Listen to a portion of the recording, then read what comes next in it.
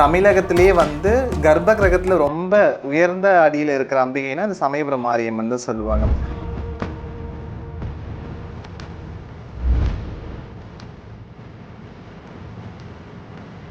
இந்த 6வது வாரத்தில் என்ன நடக்கும்னா, நீங்கள் இதுவரையும் பண்ண பூஜையில் கண்டிப்பாக நீங்கள் எப்பேற்பட்ட பிரார்த்தனையாக இருந்தாலும் அது நிறைவேறும்.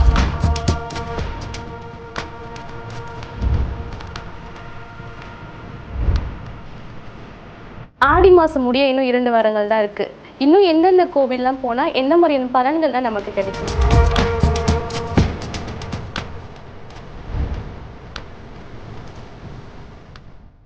இப்போவும் மயிலாப்பூர் கற்பகாம்பா கபாலீஸ்வர் கோவில் எதுனா ஒரு திருவிழானா இந்த கோவிலில் முதல் பூஜை பண்ணிட்டு தான் எந்த பூஜையாக இருந்தாலும் அங்கே தொடங்குவாங்க. அபிஷேகம் வியூவர்ஸ்க்கு வணக்கம். இன்று நம்முடன் பேராசிரியர் தமிழ்செல்வன் இணைந்திருக்கிறார். அவரிடம் ஆடி மாதத்தின் சிறப்புகள் பற்றி பல்வேறு கேள்விகளை கேட்டு தெரிஞ்சுக்கலாம். சார் வணக்கம். வணக்கம். என்னுடைய முதல் கேள்வி, ஆடி மாதம் தொடங்கியிருக்கு. ஆடி மாதத்தில் அம்மன்களை வந்து நிறைய அம்மன்கள் இருக்காங்க. இதில் எந்த அம்மனை வழிபட்டால் ரொம்ப சிறப்பாக இருக்கும்? தேடி உன்னை சரணடைந்தேன் தேசமுத்து மாறி, தேவைகள் அனைத்தும் தந்திடுவாய் தேசமுத்து மாறி, கேடுகளை நீக்கிடுவாய் கேட்டவரம் தந்திடுவாய் என்ற பாரதியின் வாக்கிற்கிணங்க பாரதியர் வந்து இதை பற்றி ரொம்ப அழகாக சொல்லியிருக்காரு. அம்பிகையை வழிபட்டால் நம்மளுக்கு என்ன வர வேணுமோ அதை அப்படியே கொடுத்துருவாங்க. அதுவும் எஸ்பெஷலாக இந்த ஆடி மாதத்தில் கேட்டால் அவங்க அப்படியே வந்து உனக்கு தானே கொடுத்துட்றேன் அப்படின்னு சொல்லிடுவாங்க. கண்டிப்பாக நம்ம அதை பற்றி இப்போ பார்க்கலாம். முதல்ல வந்து இந்த ஆடி மாதம் வந்து எப்படி தொடங்குச்சு அப்படின்னு நம்ம பார்ப்போம். இந்த ஆடி மாதத்துக்கு வந்து கற்கடக மாதம் அப்படின்னு சொல்லுவாங்க. சூரியன் வந்து என்ன பண்ணுவாங்கன்னா அவருடைய பயணத்தை வந்து தெற்கு நோக்கி வந்து பயணிப்பார். அப்படின்ற மாதம் தான் வந்து ஆடி மாதம் அப்படின்னு சொல்கிறாங்க. ஆடி முதல் மார்கழி வரை வந்து நம்ம தொடர்ந்து பல பண்டிகைகள் வந்து நமக்கு தொடர்ந்து வரும். அதில் வந்து ஆடி தான் வந்து முதல் ஸ்டெப்பாக வந்து நம்ம எடுத்து வைக்கிறோம். அப்படி இருக்கும்போது ஆடி மாதத்தில் வந்து பல அம்பிகைகள் வந்து வழிபடுறது சிறப்பு. ஃபஸ்ட்டு வந்து நம்ம சமயபுரம் மாரியம்மனை பற்றி நம்ம தெரிஞ்சுக்கலாம். இந்த அம்மன் வந்து ஸ்ரீரங்கத்தில் வந்து இருந்தாங்க. முதல்ல வைணவி அப்படின்ற பேரில், அதாவது வைஷ்ணவி என்ற பேரில் வந்து இருந்தாங்க. அதன் பிறகு அவங்கள வந்து அங்கே உஷ்ணம் தாங்க முடியாமல் ஜீயர் வந்து என்ன பண்ணுறா வேறு இடத்துக்கு வந்து மாற்ற வந்து ட்ரை பண்ணுறாங்க.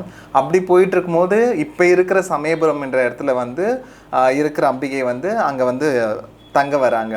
அப்படி தான் இந்த ஆலயம் வந்து உருவாச்சு. இந்த அம்பியோட சிறப்பு என்ன அப்படின்னு பார்த்தீங்கன்னா, அபிராமி அந்த அதில் வந்து சொல்லியிருப்பாங்க, மாதுளம் பூ நிறத்தலக்கி அப்படின்னு சொல்லியிருப்பாங்க. அப்படி சக்க செவேல்னு அந்த கலரில் வந்து அவங்க இருப்பாங்க. தமிழகத்திலே வந்து கர்ப்ப கிரகத்தில் ரொம்ப உயர்ந்த அடியில் இருக்கிற அம்பிகைன்னா அந்த சமயபுரம் மாரியம்மன் தான் சொல்லுவாங்க. இவங்களுக்கு என்ன ரொம்ப ஸ்பெஷல் அப்படின்னு பார்த்தீங்கன்னா, மாவிளக்கு ஏற்றுறது தான் ரொம்ப ஸ்பெஷல். அதன் பிறகு வந்து இவங்க உண்டியலில் வந்து நிறைய தாலி காணிக்க வந்து நிறைய செலுத்துவாங்க. மாங்கல்ய பலம் தருகின்ற ஒரு ஆலயம் அப்படின்னு பார்த்தோன்னா சமயபுரம் மாரியம்மன் தான். அதே போல் கண் பிரச்சனையான எந்த ஒரு நோயாக இருந்தாலும், கண் சம்மந்தப்பட்டமான எந்த ஒரு ப்ராப்ளமாக இருந்தாலும் இவங்களை வேண்டிக்கிட்டால் சரியாகிடும் அப்படின்னு சொல்லுவாங்க. இப்போ நீங்கள் சொன்னீங்க சமயபுரத்து மாரியம்மன் பற்றின சில விஷயங்கள்லாம் சொன்னீங்க. இன்னும் ஆடி மாதத்தில் வேறு எந்த அம்மன்களை வழிபட்டால் நல்ல விஷயங்கள்லாம் நடக்கும்? நம்ம அடுத்தபடியாக பார்த்தீங்கன்னா மாங்காடு காமாட்சி அம்மன். பொதுவாகவே இந்த காமாட்சி அம்மன் வந்து ஒரு 6 வார விரதம் அப்படின்னு சொல்லுவாங்க. எய்தர் நீங்கள் வெள்ளிக்கிழமை, செவ்வாய்க்கிழமை, ஞாயிற்றுக்கிழமை ஏதாச்சும் ஒரு வாரத்தை வந்து நீங்கள் சூஸ் பண்ணிக்கணும். அப்படி சூஸ் பண்ணிவிட்டு வாரம் போகணும். தொடர்ந்து 6 வாரம் போகணும். அந்த 6 வாரம் போகும்போதும் கையில் வந்து 2 எலுமிச்சப்பழம் எடுத்துகிட்டு போகணும். உள்ளே போனதுக்கு பிறகு கர்ப்ப கிரகத்தில் வந்து அந்த 2 எலுமிச்சப்பழம் கொடுத்ததுக்கப்புறம் அம்மன் கிட்ட வச்சு பூஜை பண்ணி ஒரு எலுமிச்சப்பழம் கொடுப்பாங்க. அதை நம்ம வாங்கிட்டு வீட்டில் எடுத்து வச்சுட்டு அடுத்த வாரம் வரும்போது 3 எலுமிச்சப்பழமாக எடுத்துகிட்டு வரணும். ஏற்கனவே கொடுத்த ஒரு எலுமிச்சப்பழம், திரும்ப ஒரு 2 எலுமிச்சப்பழம், இது போல் தொடர்ந்து 6 வாரம் பண்ணணும். இந்த 6வது வாரத்தில் என்ன நடக்கும்னா, நீங்கள் இதுவரையும் பண்ண பூஜையில் கண்டிப்பாக நீங்கள் எப்பேற்பட்ட பிரார்த்தனையாக இருந்தாலும் அது நிறைவேறிடும். கண்டிப்பாக ஆல்மோஸ்ட் 6 வாரத்துலேயே நிறைவேறும். ஒரு சிலருக்கு வந்து 6வது வாரத்தில் வந்து நிறைவேறும். அப்போ என்ன பண்ணுவாங்கன்னா, மக்கள் வந்து இந்த 6வது வாரத்தில் வந்து அம்மனுக்கு வந்து புடவை சாத்துறது, மாலை சாத்துறது, அர்ச்சனை பண்ணுறது, அப்புறம் வந்து பால் நெய்வேத்தியம் பண்ணி எல்லாருக்கும் கொடுக்கறது அப்படின்னு இருப்பாங்க. அதனால் மாங்காடு காமாட்சி அம்மன் வந்து ரொம்ப சிறப்பு இந்த ஆடி மாதம். நீங்கள் போனீங்கன்னா அவ்வளோ கூட்டம் இருக்கும், சாமியை பார்க்க ஒன்றுமே தெரியல. ஆனால் கண்டிப்பாக ஒரு 3 மணி நேரமாச்சு ஆகும் ஆடி மாதத்தில் போய் அவங்கள பார்க்கணுன்னா. எல்லா மாதத்துலையுமே அம்மன் வந்து ஸ்பெஷல் தான். அது என்ன ஆடி மாதத்தில் மட்டும் ரொம்ப ஸ்பெஷலாக? ஓகே, இதுக்கு உதாரணமாக சொல்லணும் பார்த்தீங்கன்னா, நம்மளுக்கு வந்து 365 டேஸ் இருக்குல்ல, சம்டைம்ஸ் 366 டேஸாக வரும். அதில் நம்மளோட பர்த்டே வந்து ரொம்ப ஸ்பெஷலாக இருக்கும். இல்லை அந்த பர்த் மந்த் வந்து ரொம்ப ஸ்பெஷலாக இருக்கும். இப்போ நெக்ஸ்ட் மந்த் நம்மளுக்கு பர்த்டே வருதுன்னா அதுக்கு முன்னாடிலேருந்தே நம்மளுக்கு ஒரு நிறைய ட்ரீம் இருக்கும். நெக்ஸ்ட் மந்த் பர்த்டே வருது, ட்ரெஸ் பர்ச்சேஸ் பண்ணால் அதை வாங்கணும், இதை வாங்கணும், இப்படி செலிப்ரேட் பண்ணால் அப்படி சொல்லணும். அது போல தான் வந்து ஆடி மாதத்தில் வந்து அம்மன் வந்து அவதரிச்சாங்க. எந்த நட்சத்திரம் பார்த்தீங்கன்னா பூர நட்சத்திரத்தை வந்து அவங்க அவதரிச்சாங்க. அதே நட்சத்திரத்தில் தான் ஆண்டாளாக அவதரிச்சாங்க. அதனால் இந்த ஆடி மாதம் வந்து ரொம்ப சிறப்பு. அது மட்டும் இல்லாமல் இந்த ஆடி மாதத்தில் என்ன பண்ணுவாங்கன்னா, சிவன் வந்து அம்மன் உள்ள வந்து ஐக்கியமாயிடுவாங்க. அதனால சிவனை காட்டிலும் அம்மனை தான் அதிகமாக இந்த மாதத்துல வந்து வழிபடுவாங்க. அம்மனுக்கும் ஜோஷியம் ஜாதகம்லாம் பொருந்துமா? அப்படி கிடையாது. ஆனா அம்மன் வந்து இப்போ அவங்க அந்த பிறந்த நட்சத்திரத்தை வச்சு அவங்க வழிபடுறாங்க. ஆடி மாசம் முடிய இன்னும் 2 வாரங்கள் தான் இருக்கு. இன்னும் எந்தெந்த கோவில்லாம் போனா என்ன மாதிரியான பலன்கள்லாம் நமக்கு கிடைக்கும்? ஓகே, உங்களுக்கு ஒன்று சொல்லட்டுமா? பெரியபாளையம் பவானி அம்மன் கோவிலில் வந்து ஆடி மாதம் மட்டும் அவங்க என்ன பண்ணுவாங்கன்னா 16 வாரம் கொண்டாடுவாங்க. கிட்டத்தட்ட அது வந்து புரட்டாசியும் தாண்டி போகும். அவ்வளோ வாரம் ஒவ்வொரு வாரமும் கணக்கு வச்சு போயிட்டே இருப்பாங்க. அப்படி பார்க்கும்போது பெரியபாளையம் பவானி அம்மன் தமிழ்நாட்டிலே வந்து வேப்பஞ்சேலை கொடுக்குற ஒரே ஒரு ஆலயம் வந்து பெரியபாளையம் பவானி அம்மன் தான். நீங்கள் எந்த வேண்டுதல் வச்சாலும் சரி அது உடனே நிறைவேறும். எங்கள் அம்மா சின்ன வயசுலேருந்தே சொல்லுவாங்க.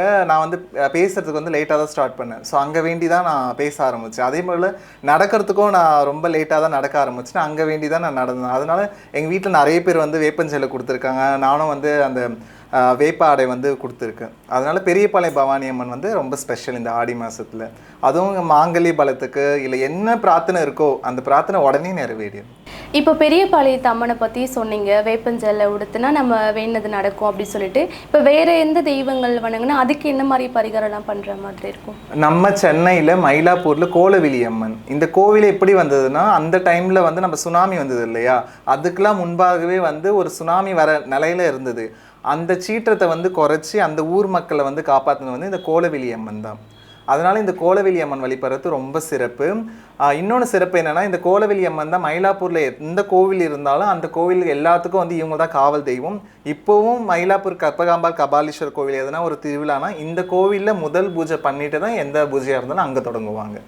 இப்போ நீங்கள் பேசும்போது ஒரு நேம் சொன்னீங்க, கோலவிழி அம்மன் சொல்லிட்டு. இந்த நேமே ஒரு வித்தியாசமாக இருக்குது. இந்த நேமுக்கு என்ன காரணம்? இது எப்படி வந்தது? இதை பற்றி சொல்லுங்கள். கோலவிழி அம்மன்னா அழகான விழிகளை உடையவர்கள், ரொம்ப அழகான கண்கள் உடையவர், தாமரை போல கண்கள் உடையவர் அப்படின்னு சொல்லலாம். இவங்களுக்கு இன்னொரு பேர் இருக்குது, பத்ரகாளி அம்மன். அவங்க ஆக்சுவலாக வந்து காளியம்மன் தான்.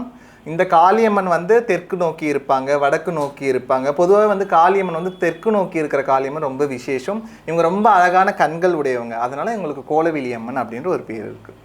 இப்போ குலதெய்வ வழிபாடு அப்படின்னு சொல்லும்போது ரொம்பவே சிறந்ததுன்னு சொல்லுவாங்க. நம்ம குலதெய்வம் வந்து வீட்டுக்கு வந்தால் ரொம்பவே நம்ம வீட்டில் எல்லாமே சுபிக்ஷமாக நல்லது நடக்கும் அப்படின்னு சொல்லுவாங்க.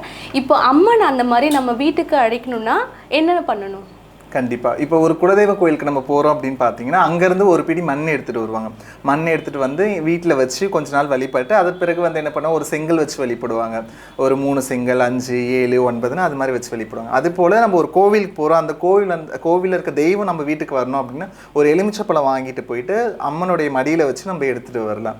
கண்டிப்பாக அம்மன் வந்து நம்ம வீட்டுக்கு வருவாங்க.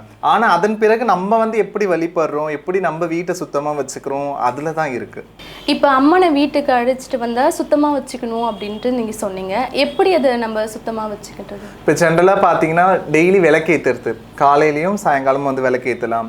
அப்புறம் செவ்வாய் வெள்ளிக்கிழமை வந்து பூஜை பண்ணுறது, நிறைய பூ வாங்கி அம்மனுக்கு சாட்டிட்டு அப்புறம் கற்பூர தீபம் காட்டுறது, ஊதுபத்தி தீபம் காட்டுறது, ஏதாவது ஒரு நெய்வேத்தியம். நம்ம இதுக்குன்னு ஸ்பெஷலாக ஒரு நெய்வேத்தியம் பண்ணோம் அவசியம் இல்லை. தினமும் நம்ம சாப்பாடு செய்வோம் இல்லையா, அந்த சாப்பாடை வச்சு கொஞ்சம் குழம்பு வச்சு நம்ம ஒரு நெய்வேத்தியம் மாதிரி கூட பண்ணிடலாம், ப்ராப்ளம் இல்லை.